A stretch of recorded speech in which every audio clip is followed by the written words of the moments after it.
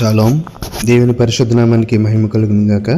మన ప్రభువును రక్షకుడైన యేసుక్రీస్తు యెహోషువ మెస్సియా నామములో ఆత్మీయులైన మీ అందరికీ నా హృదయపూర్వక వందనాలు, ఉదయకాలపు శుభాలు తెలియజేస్తున్నాను. ప్రియమైన సహోదరి సహోదరులరా, ఎలా ఉన్నారని అందరూ బాగున్నారు కదా? దేవత దేవుని యొక్క మహాకృప, సంతోషము, సమాధానము, క్షేమము ఈ దినమంతా మనందరికీ తోడుగా ఉండి నడిపించును గాక. ఆమేన్. యోహాను సువార్త 6వ అధ్యాయము 4వ వచనంలో రాయబడిన మాట, అప్పుడు పస్కాను యూదుల పండుగ సమీపించెను. పస్కాను యూదుల పండుగ, ఈ యొక్క మాట గురించి మనం యోహాను సువార్తలోనే 11వ అధ్యాయము 55వ వచనంలో చూస్తే కనుక, దీనిని ఎందు నిమిత్తము చేస్తున్నారు అని ఆలోచన చేస్తే, మరియు యూదుల పస్కా పండుగ సమీపమై ఉండెను కనుక అనేకులు తమ్మును తాము శుద్ధి చేసుకుంటకై పస్కా రాకమునిపే పల్లెటూళ్ళలో నుండి యెరూషలేమునికి వచ్చి శుద్ధి చేసుకోవటం. దేన్ని? ఆత్మలను శుద్ధి చేసుకోవటం. లేకపోతే ఈ యొక్క పండుగ సమయంలో ఉదాహరణ మనం చూస్తే కనుక ఎలా ఉంటుందండి, మన ఇల్లంతా చాలా ఒక సెలబ్రేషన్ కదా. మరి ఈ గృహాన్ని శుద్ధి చేసుకుంటారు. అయితే ఇల్లంతా కూడా అంటే ఇంతకుముందు లేనట్టుగా ఆ రోజు ఒక కొత్త ధనాన్ని సంతరించుకుంటారు. ఒక నూతనత్వము, ఒక నూతన రీతిలో ఆ యొక్క పండుగను సెలబ్రేట్ చేసుకుంటారు కదండి.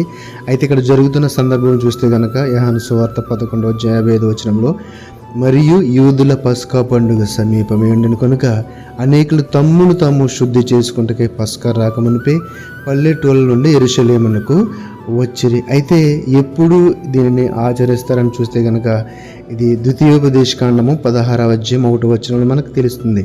అబీబు నెలను ఆచరించి నీ దేవుడైన యెహోవాకు పస్కా పండుగ జరిగింపవలెను. ఎలయనగా అబీబు నెలలో రాత్రి వేళ నీ దేవుడైన యెహోవా ఐగుప్తులో నుండి నిన్ను రప్పించెను.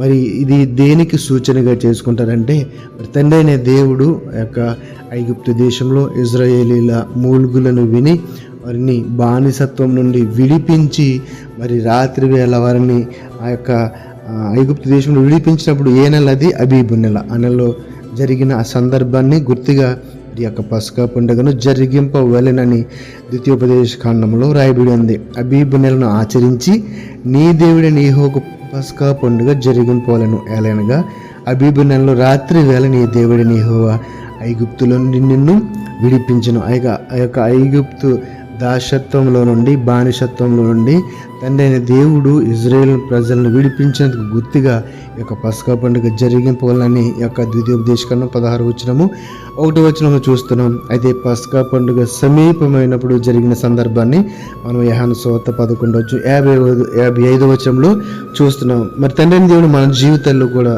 మనము యొక్క పాపానికి బానిసలుగా ఉంటున్నప్పుడు, మన యొక్క హృదయంపు తలంపులు, హృదయపు ఆలోచనలకు మనము దాసులుగా ఉంటున్నప్పుడు మనలను ఏంటంటే ఇక్కడ జరిగింది ఏంటంటే, తమ్మును తాము శుద్ధి చేసుకుంటకై పస్కా రాకమునిపై పల్లెటూళ్ళలో నుండి యెరూషలేమునకు వచ్చిరి. మరి తండ్రి అయిన దేవుడైన కుమారుడైన యేసుక్రీస్తు యొక్క జన్మదినం, లేకపోతే ఇజ్రాయేల్ జనాంగం యొక్క యెరూషలేము పట్టణము ప్రపంచంలోనే పవిత్రమైన పట్టణంగా, పరిశుద్ధమైన పట్టణంగా పిలువబడుచున్న ఆ పట్టణం గురించి మనం పరిశుద్ధ గ్రంథంలో లేఖనాలు అనేకసార్లు చదువుతూ ఉంటాము. కాబట్టి ఈ యొక్క దాసత్వంలో నుంచి తండ్రి అయిన దేవుడు మనల్ని విడిపించినందుకు మనం చేయవలసిన రీతి ఏంటి తెలిసింది? శుద్ధీకరణ. మన యొక్క హృదయములను శుద్ధి చేసుకోవాలి.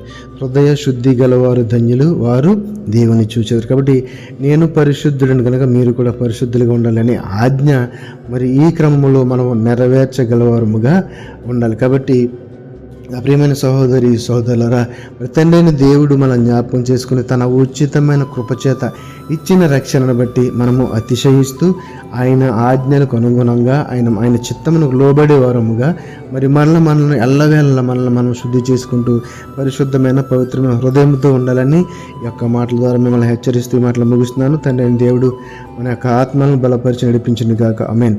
పరిశుద్ధుడ మహోన్నత మమ్మల్ని కన్న తండ్రి, నీకు వందనాలు, స్తోత్రాలు. ఆయన పస్కా పండుగ తండ్రి ఆయన సమీపంలో ఉన్నప్పుడు తండ్రి, ఇవనైనా నీ కుమారులందరూ కూడా యెరూషలేమునకు వచ్చి తమను తాము ఎలాగైతే శుద్ధీకరణ చేసుకున్నారు, అలాగే నాయన మా యొక్క బానిస బ్రతుకుల నుండి, పాప బ్రతుకును మమ్మల్ని ఎలాగైతే మీరు విడిపించారు, దాని గుర్తుకు తండ్రి ప్రభు మా హృదయములను శుద్ధి చేసుకుంటూ నాయన నీ యొక్క తండ్రి ప్రభు ఆజ్ఞల క్రమమున నీ యొక్క మాట చొప్పున మేము బ్రతికి కృపణ దయచేయమని ఈరోజు వాక్యం ద్వారా మమ్మల్ని మేము శుద్ధి చేసుకోవాలని, నీకు నీ మాట ప్రకారం, నీ ఆజ్ఞల ప్రకారం నడవాలని మాకు తెలియజేశారు. అటు కృప మా అందరికి దయచేసి మీకు వందనాలు, స్తుతులు, స్తోత్రాలు చెల్లించుకుంటూ నజరేయుడైన యేషువా మెస్సీ నామములో ప్రార్థన అడిగి వేడుకొనిచున్నాము తండ్రి. ఆమేన్. ఆమేన్. షాలోమ్.